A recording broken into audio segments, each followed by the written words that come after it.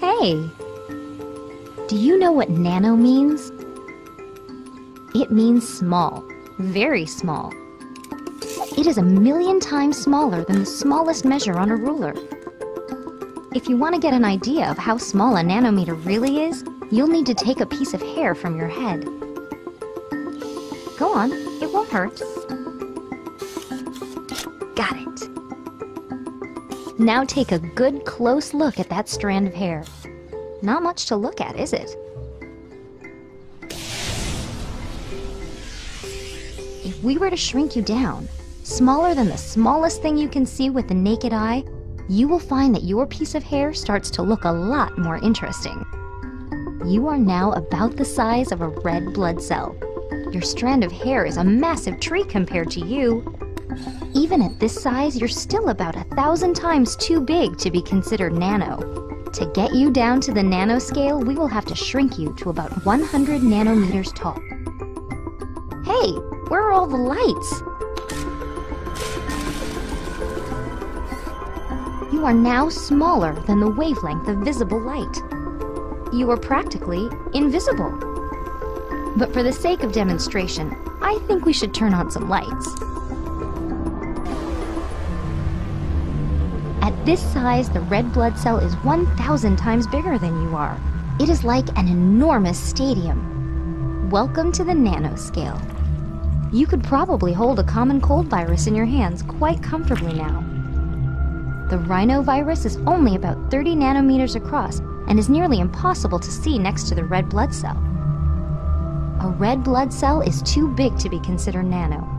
However, it's made up of all kinds of nanomaterials. If you were to look close enough, you would see that the outer walls of the cell are stabilized by a flexible, mesh-like protein skeleton. The bars and connectors that make up this mesh are considered part of a nanomaterial.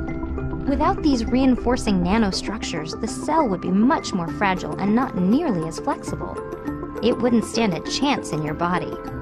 Everything is made up of nanomaterials. Nanomaterials are an arrangement of molecules and atoms that, when combined, create stable building blocks that can be made into larger, more complex materials and structures. Which is pretty much everything, including this little piece of hair. I bet you didn't think there was so much going on in such a small amount of space.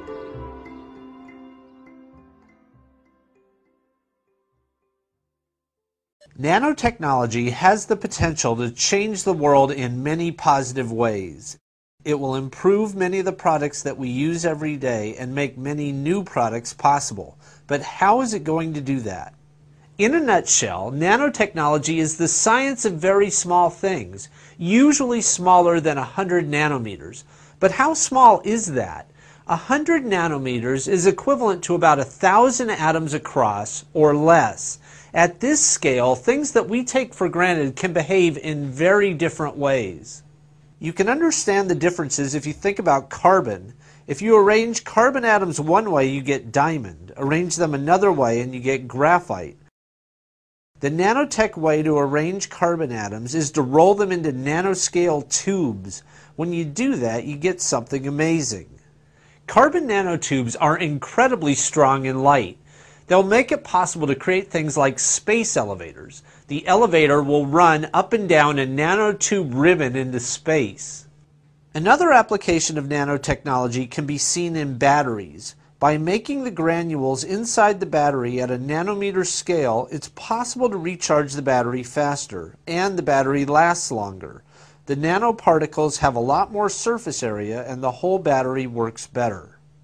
Some of the more exotic ideas in nanotechnology involve new assembly methods. Scientists are experimenting with new nanomaterials that can grow or assemble themselves. Right now, most things are made by taking a big piece of material and molding it or shaving it down. In the nanotechnology world, you start with atoms and build things up, giving you incredible control.